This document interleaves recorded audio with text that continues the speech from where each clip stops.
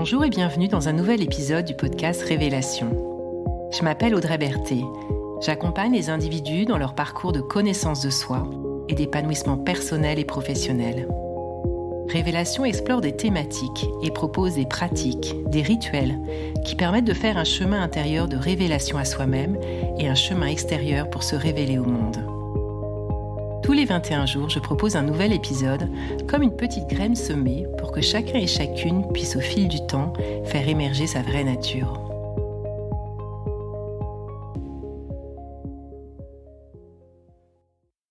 Bienvenue dans cette 6e étape du voyage du héros qui correspond à la phase de transformation de nos ombres et démons. C'est l'étape où nous grandissons, dans le sens où une partie de nous change d'état d'être. Et ceci grâce à la descente dans nos profondeurs et le dépassement de nos peurs. Cet épisode a mis du temps à sortir. J'ai d'ailleurs cru que je ne réussirais jamais à le terminer. Je ne trouvais pas le bon angle, pas les bons mots. Le sujet me paraissait trop complexe à aborder dans un format si court. Et pour la première fois, je me suis vue procrastiner. J'avoue qu'une partie de moi avait même envie de terminer ici le voyage. Allez, fini le voyage du héros, passons à autre chose. J'étais tentée d'abandonner au moment charnière du voyage. En prenant un peu de hauteur, j'ai trouvé que ce qui se passait était très instructif, car j'étais en train de vivre exactement ce qui peut se produire à cette étape du voyage où, face aux ombres et démons intérieurs, la fuite semble l'option la plus désirable, alors qu'il nous faut à l'inverse s'y coller et persévérer. Et puis, l'autre élément que ce difficile accouchement mettait en lumière est que la transformation ne se fait pas nécessairement aussi vite que nous le souhaiterions. Finalement, c'est en partant de ce qu'il était en train de se passer que j'ai réussi à m'y remettre et j'ai persévéré pour aller jusqu'au bout. L'angle que j'ai choisi de prendre pour aborder ce sujet est le suivant. Plutôt que de me focaliser sur comment faire concrètement pour transformer nos ombres et démons, ce qui dépend beaucoup de la nature de l'ombre ou du démon auquel nous faisons face, je me suis intéressée à ce qui caractérise la transformation et comment soutenir ce processus pour en tirer tous les bénéfices. Au moment où j'étais bloquée dans l'écriture, je me suis imprégnée d'histoires de transformation, venant de diverses sources comme de la mythologie, de récits autobiographiques ou encore de la nature, dont une histoire que j'ai envie de partager maintenant, car elle offre un modèle qui illustre de façon remarquable le processus. Il s'agit de la métamorphose de la chenille en papillon. Cette métamorphose est un processus de mue permanent. La chenille doit lâcher ses anciennes peaux pour grandir un peu plus chaque fois, jusqu'à sa dernière mue qui est celle du passage à la chrysalide. L'étape de la chrysalide est une transformation intérieure, qui lui demande de puiser dans ses ressources pour trouver l'énergie nécessaire au développement. Puis, une fois la lave formée en papillon, elle doit fournir un ultime effort pour briser la chrysalide afin d'en sortir. À ce stade, le papillon n'est pas encore prêt à prendre son envol. Il va devoir déchiffonner ses ailes et les déployer en les gonflant d'air et en y injectant du sang pour durcir ses nervures. C'est un enchaînement de transformations radicales.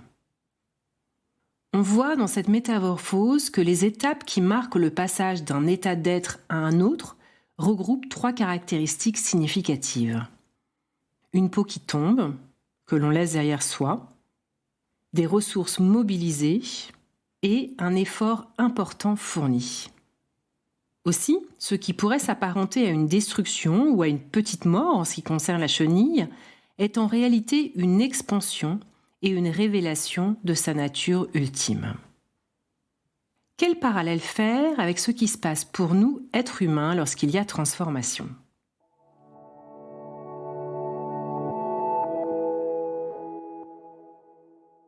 Tout comme pour la métamorphose de la chenille, cette étape de transformation nous amène à laisser mourir une partie de nous qui n'a plus lieu d'être. En l'occurrence, les ombres et les démons qui se sont révélés. C'est la condition pour accéder à un autre soi grandi. C'est nécessairement déstabilisant, car ce qui est en train de mourir peut donner l'impression d'une perte ou d'une dissolution d'une partie de nous. Alors, la peur va naturellement occuper beaucoup de place, car notre cerveau va assimiler ça à un danger. Ce qui va s'accompagner de la tentation de faire diversion ou le désir de très vite changer les choses pour sortir de l'inconfort. Or, la transformation ne peut se faire qu'en restant au contact de l'inconfort. C'est l'inconfort qui va nous faire sortir de notre chrysalide et nous pousser à passer d'un état d'être à un autre. Et c'est dans l'inconfort que nous allons aller puiser des ressources que nous ne soupçonnions pas avoir. Si nous acceptons de rester avec l'inconfort, en le considérant comme un moyen ou un processus naturel, nous pourrons descendre dans nos profondeurs, qui est l'espace de la transformation. Ce court passage du livre « Femme enracinée, femme qui s'élève » de Sharon Blakey en parle très bien. Sauter dans le puits noir est sans fond. C'est dans cette descente que s'épurent toutes nos anciennes façons d'être et que se prépare la sagesse qu'il nous faudra acquérir pour donner naissance à notre moi le plus authentique. Dans la transformation, il y a donc un premier mouvement descendant, où je lâche et j'accepte de descendre dans mes profondeurs, dans ma caverne intérieure, sans bien savoir où je mets les pieds.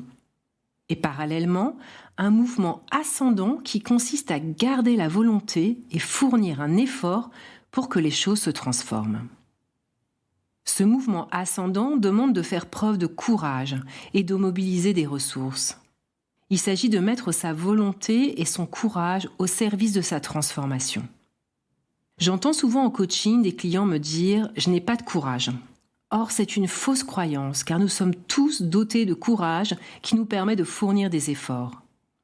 Par exemple, lorsque nous sommes à la veille d'une échéance, ou lorsque nous réalisons une épreuve sportive, ou encore lorsque nous sommes portés par un désir très fort d'obtenir ou de concrétiser quelque chose pour soi ou pour quelqu'un d'autre. Nous sommes dans ces cas-là capables de fournir l'effort qui permettra de nous dépasser et sans doute de faire différemment de ce que nous faisons habituellement. C'est typiquement ce que j'ai dû mettre en place dans l'exemple personnel que je partageais dans l'épisode précédent. J'ai dû adopter une nouvelle stratégie face à mon ombre, car faire la même chose n'aurait donné que le même résultat. Parmi les ressources à mobiliser ou à développer dans ce processus, il y en a une qui me paraît centrale. C'est celle qui consiste à trouver un point d'ancrage en nous pour nous permettre de rester centrés et engagés, plutôt qu'envahis par la peur.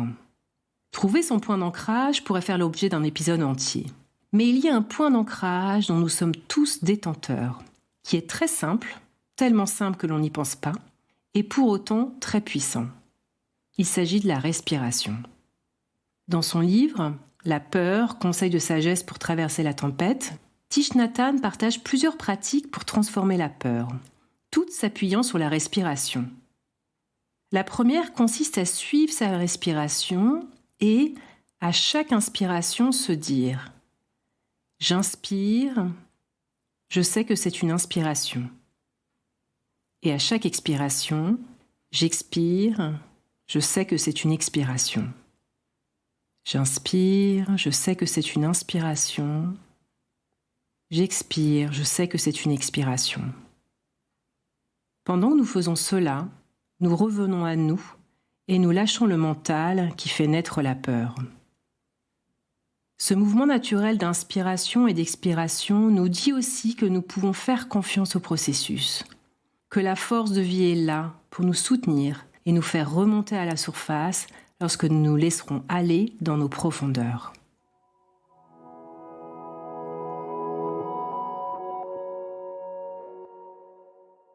Pour conclure, je dirais que cette étape est de toute évidence une étape qui fait appel à notre humilité, car nous nous retrouvons dans le non-savoir. En effet, on ne comprend pas bien ce qui se passe, ni où l'on va.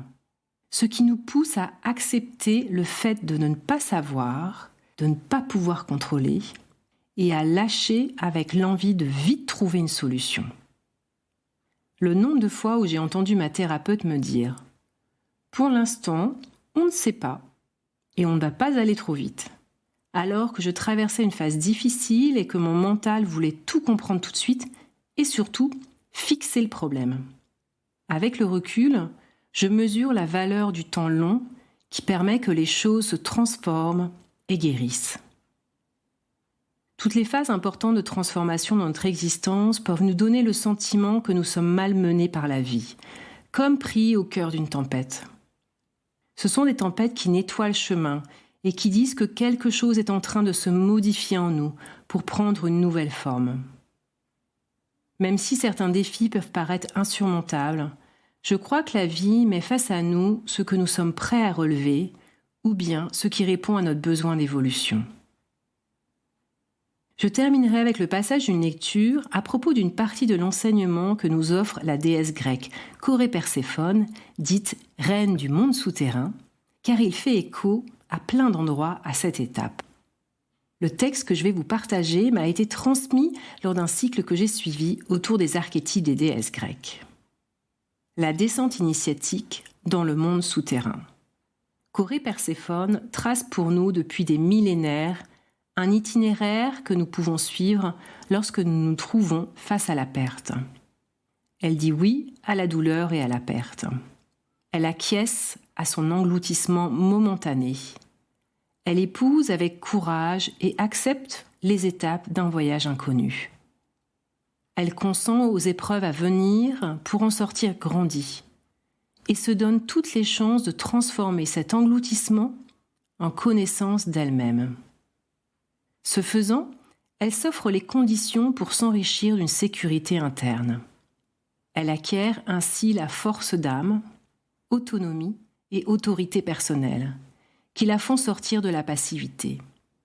Elle prend sa place dans le monde et par la modification inévitable de ses habitudes, elle fait des rencontres, s'ouvre, mobilise son potentiel créatif.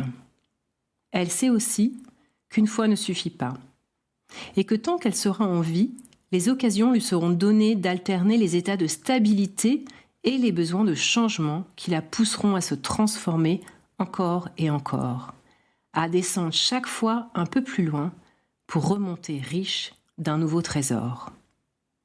La découverte des trésors découlant de cette étape sera l'objet du prochain épisode. Vous écoutez Révélation, c'était l'épisode « La transformation ». Merci de votre écoute et de votre présence. Si cet épisode vous a inspiré, partagez-le autour de vous et abonnez-vous sur la plateforme de votre choix pour recevoir les prochains épisodes. Au plaisir de vous retrouver bientôt et je vous souhaite d'ici là de belles expérimentations et de belles révélations.